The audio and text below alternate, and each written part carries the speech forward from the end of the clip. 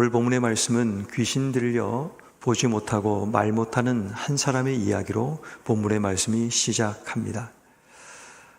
예수님께서 귀신 들려 보지 못하고 말하지 못하는 자를 고쳐주시는 그런 사건이 일어나게 됩니다. 이 사건을 통해서 바리새인들이 이제 이 사건에 대한 오해를 하기 시작하죠.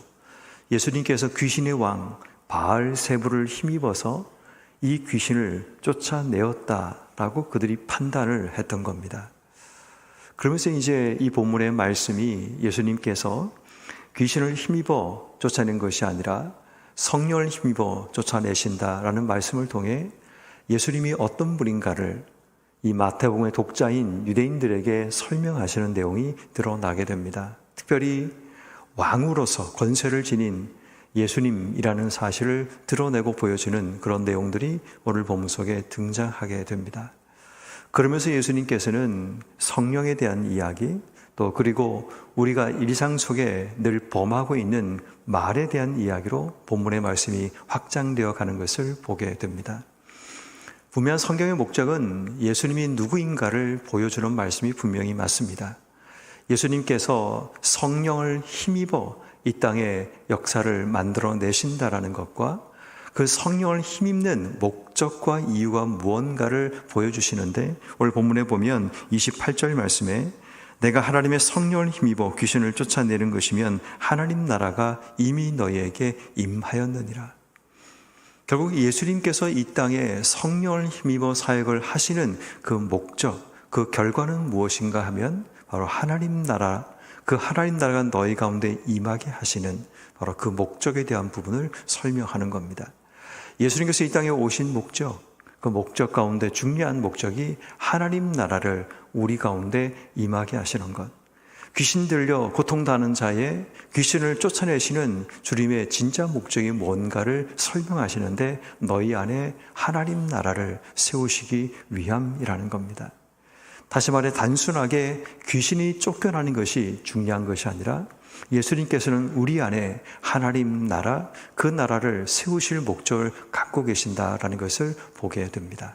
자, 그렇지만 오늘 본문을 우리가 읽을 때 조금 관점을 달리해서 본문을 조금 읽어보려고 합니다.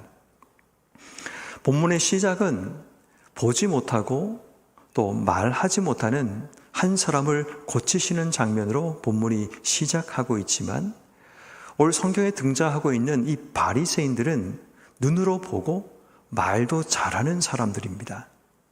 그런데 문제는 말 못하고 보지 못하는 자를 주님께서 고쳐주셨는데, 그들은 잘 보고 말도 잘하는 자이지만 실상은 영적으로 보지 못하고 어긋난 잘못된 말을 하고 있는 그들의 모습들을 보시면서 말에 대한 교훈을 주님께서 주고 계심을 보게 됩니다. 이것이 왜 중요한가 하면, 우리도 눈으로 잘 보고 있다고 생각하고 내가 말이 틀리지 않다고 생각하지만 우리의 말에도 굉장히 많은 문제가 있을 수 있다는 사실, 우리가 보는 것이 전부가 아니라는 것을 우리가 기억해야 합니다. 이 바리새인들의 문제는 뭔가 하면, 예수님께서 보지 못하고 말 못하는 사람을 고쳤더니 오늘 보면 24절 말씀에 그들이 이렇게 말합니다. 귀신의 왕 바알세불을 힘입지 않고는 귀신을 쫓아내지 못하느니라 라고 그들 스스로가 판단을 하고 있는 모습을 발견하게 되죠. 왜냐하면 이 사람이 귀신 들려 보지 못하고 귀신 들려 말 못하기 때문에 그들 스스로의 생각의 한계 속에서는 귀신의 왕 바알세불, 더 강한 자를 불러와서 귀신을 쫓아내는 것이라고 그렇게 이야기를 하죠. 우리도 무속신앙 가운데 그런 것들이 있죠. 우리 점쟁이들 가운데도 또 더 강한 귀신들을 불러와서 더 약한 귀신을 쫓아낸다라는 그런 것들이 있는 것처럼, 지금 바리새인들의 생각도 그러한 생각 속에 묶여 있다는 것을 보게 됩니다. 여러분, 우리는 자주 우리의 말이라는 것이 우리의 생각 속에 갇혀 있다는 것을 보게 됩니다. 내가 알고 있는 지식과 생각과 경험의 한계가 우리의 말의 한계를 만들어내게 됩니다. 내가 알고 있는 만큼 우리의 말이 나가게 되는 거죠. 이 바리새인들은 귀신 들려 말 못하니까 이 모든 것이 귀신을 힘입어서 이 일을 하고 있다라는 그런 생각의 한계 속에 갇혀 그들이 지금 말을 하고 있는 모습을 보게 됩니다. 말 잘하는 사람이었지만 그들의 말이 실수가 있고 잘못된 것은 그들의 생각에 한계가 있다라는 거죠. 그렇다면 여러분, 우리도 그렇지 않을까요? 우리의 말이 내가 볼 때는 실수가 없고 내가 볼 때는 바른 말을 한다고 생각하지만 문제는 내 생각과 지식이 따라가지 못할 때, 내 생각과 지식이 어떤 한계 속에 갇혀 있는데 그것이 전부라고 믿고 살아가다 보면 우린 자주 그 말에 실수를 하게 됩니다. 저는 어느 순간 그것을 깨달은 적이 있습니다. 누군가 얘기를 할 때 조금 더 이제 나이가 적을 때 이야기입니다. 제가 알고 있는 지식과 생각 속에 제가 배웠던 것, 제가 보았던 것, 제가 들었던 것, 그 경험 속에는 확실하다고 저는 확실한 적이 있었습니다. 이거 100%입니다. 제가 얘기한 적이 있습니다. 이건 정말 확실합니다. 100%입니다. 라고 얘기했는데 제가 잘못 알았던 겁니다. 그때부터 얼굴이 빨개지면서 내 인생 가운데 절대로 쓰지 말아야 될 단어, 이거 확실합니다. 이거 100%입니다. 이것이 맞습니다라는 얘기는 그때부터 절대로 하지 않기로 결심을 한 적이 있습니다. 이게 한 몇 번 됩니다. 한 두세 번 정도 그런 경험을 하면서 제가 살던 지역에서 또 제가 어른들한테 배웠던 이야기들, 또 저의 오랜 신앙적인 경험 가운데 이것이 확실하다고 믿고 이거는 확실합니다라고 저는 제 입으로 당당하게 얘기를 했는데 나중에 지금처럼 AI가 발전되고 또 검색이 자유로운 시대에 검색을 해봤더니 제가 잘못 알고 그 이야기를 했던 겁니다.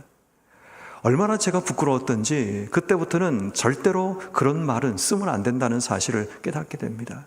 그런데 가끔씩 보면 나이가 들어도 그런 내 확실함이라는 생각의 한계를 벗어나지 못한 채 확실하다고 또 자기 주장을 하는 사람들을 가끔씩 만나게 됩니다. 그럴 때마다 안타까움이 있죠. 생각의 한계 속에서 그 이야기는 본인은 맞다고 이야기하고 확신 가운데 이야기하지만 틀린 생각을 옳다고 주장하고 있다는 사실이 참 안타까움을 느끼게 됩니다. 지금 우리는 굉장히 많은 정보의 바다 속에 살아갑니다. 요즘은 네이버라든지 검색 사이트에 AI가 함께 탑재가 되어서 내가 묻는 질문에 검색하지 않아도 AI가 먼저 답을 해냅니다. 그것이 아니더라도 제미나이 같은 인공지능 사이트에 들어가서 내가 묻고 싶은 질문들을 다 물으면 얘가 아주 좋은 대답들을 해냅니다. 그리고 탁월한 대답들, 지혜로운 대답들을 해내는 시대를 살아가고 있습니다. 생각의 무한 확장의 시대를 살아가고 있는 이 시대 가운데 여전히 우리의 생각이 갇혀서 한계 속에 우리의 삶이 서 있는 모습은 아닌가를 돌아봐야 됩니다. 오늘 예수님께서는 이러한 모든 것에 이야기를 하시면서 우리가 누구를 힘입어 우리의 생각의 근원이 어디에서 출발하고 있는가부터 예수님께서 말씀하십니다. 너희의 생각의 출발이 바알세불을 힘입었다라고 얘기하고 있지만 그렇지 않다라고 말씀하시면서 오늘 본문 28절 말씀에 내가 하나님의 성령을 힘입어 이 모든 일을 하고 있는 것이다 라고 말을 합니다. 귀신이 귀신을 쫓아내면 그 나라가 망하지 않겠느냐? 나는 그렇지 않다. 나는 하나님의 성령을 힘입어 이 모든 일을 하기 때문에 그 하나님의 성령이 역사하시는 하나님 나라, 그것을 내가 꿈꾸고 일을 하는 것이 너희의 생각의 한계 속에는 귀신밖에 없지만 내 생각과 내 삶의 모든 일은 하나님의 나라, 바로 하나님이라는 사실을 주님께서 말씀하고 있습니다. 그리고 조금 더 구체적으로 주님께서 말씀하시길 34절 말씀에 보면 우리의 말이 어디서 나오는가를 말씀하기를 너희는 악하니 어떻게 선한 말을 할 수 있느냐 마음에 가득한 것을 입으로 말함이라 선한 사람은 쌓은 선에서 선한 것을 내고 악한 사람은 그 쌓은 악에서 악한 것을 내느니라 라고 말씀합니다. 다시 말해 우리의 말의 근원이 어디에서 출발하고 있는가를 우리는 오늘 하루 제일 먼저 생각해 봐야 됩니다. 그것이 하나님의 영에서 출발하고 있는지 아니면 악한 영에서 출발하고 있는지 우리의 마음속에 쌓은 선한 것에서 우리의 말이 출발하고 있는지 우리가 쌓았던 악에서 우리의 말이 출발하고 있는가를 확인해야 한다는 겁니다. 다시 말해 말은 길이 있고 말이 가는 방향이 있다면 그 말의 출발점, 그 출발점이 무엇이냐? 이건 굉장히 중요한 겁니다. 우리의 말의 출발점이 누군가를 무너뜨리기 위한 말이라면 그 말의 방향은 반드시 누군가를 찌르고 누군가를 괴롭히고 누군가를 고통스럽게 만드는 그 말로 확장될 겁니다. 물론 실수일 수 있습니다. 그런데 그 실수라는 것을 우리가 인정하면 고쳐나가야 되는 겁니다. 우리의 생각이 마치 저수지처럼 갇혀 있어서 생각이 점점 부패하고 썩어나가는 생각들을 말해서는 안 되는 겁니다. 마치 귀신이 바알세불에서 출발되었던 그들의 생각들이 그 한계를 벗어나지 못하자 그 한계의 생각에 갇혀 그들이 말을 하고 생각하고 행동하게 되는 겁니다.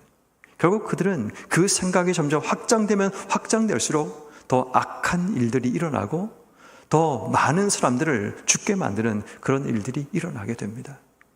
여러분, 우리는 던지고 많은 말을 하는 것이 아니라 우리의 말의 근원이 어디에서 출발하는가를 우린 기도로 준비해야 합니다.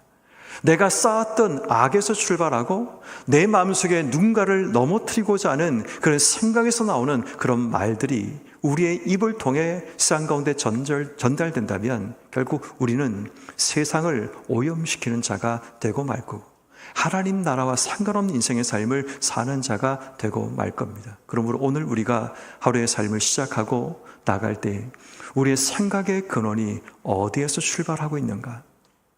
그것을 우리가 다시 한번 점검하고 하루의 삶을 살아가야 합니다. 두 번째는 우리의 말이 하고 있는 것이 무엇인가를 확인해야 합니다. 오늘 성경 말씀에 보면 31절 말씀에 내가 너에게 이르노니 사람에 대한 모든 죄와 모독은 사하심을 받지만 성령을 모독하는 것은 사하심을 받지 못한다. 32절 말씀에 누구든지 말로 인자를 거역하면 사하심을 얻되 누구든지 말로 성령을 거역하면 이 쌍과 오른 쌍에서도 사하심을 얻지 못한다 라고 말을 합니다. 다시 말해 우리는 말로 무엇을 하고 있는가를 돌아봐야 됩니다. 말로 누군가를 모독하고 말로 누군가를 거역하는 그런 말들을 하고 있지 않는지, 또 말로 우리가 어떤 일들을 하고 있는가, 우리의 말의 목적이 뭔가를 확인해야 됩니다. 그 말의 목적이 누군가를 무너뜨리고 누군가를 힘들게 만들고 누군가에게 상처를 주기 위한 목적인지, 내 말의 목적이 누군가를 세우고 누군가를 더 아름답게 만들기 위한 말들을 하고 있는지 우리의 말의 목적을 잘 분별해야 합니다. 생각 없이 나가는 수많은 말들은 목적이 없이 나갈 때가 있습니다. 근데 목적 없이 나가는 그 말이 누군가에게 상처를 주고 누군가를 괴롭히고 누군가를 죽일 수도 있다는 사실을 기억해야 됩니다. 그러므로 우리의 말에는 반드시 목적이 있어야 되고 말이 지금 무엇을 하고 있는가를 확인해야 됩니다. 나는 생각 없이 하고 있는 그 말이 어쩌면 한 사람의 인생을 파괴하고 누군가의 삶의 소망을 빼앗을 수 있다는 사실을 기억한다면 지금 내가 하고 있는 그 말의 목적이 무언가를 제대로 확인하는 지혜가 필요합니다. 내 말이 성령을 모독하고 내 말이 성령을 거역하고 내 말이 예수님을 이 땅속에 매장시키는 그런 말을 하고 있다면 그 말의 목적이 잘못되었기 때문에 결국은 그 말의 결과도 잘못될 수밖에 없다는 사실을 기억해야 하는 겁니다. 그러므로 오늘 하루 우리가 말을 할 때 우리의 말이 어디로 뻗어가고 있는지, 지금 내가 말을 통해 무엇을 하고 있는지 제대로 확인하고 우리의 말에 또 조금 더 신뢰성을 가지고 그 말의 무게감을 가지기 위해 말의 방향과 우리의 말을 통해 하고 있는 일들이 무언가를 확인하는 지혜가 우리에게 필요합니다. 그리고 마지막 세 번째, 말의 열매를 기억하며 우린 말할 수 있어야 합니다.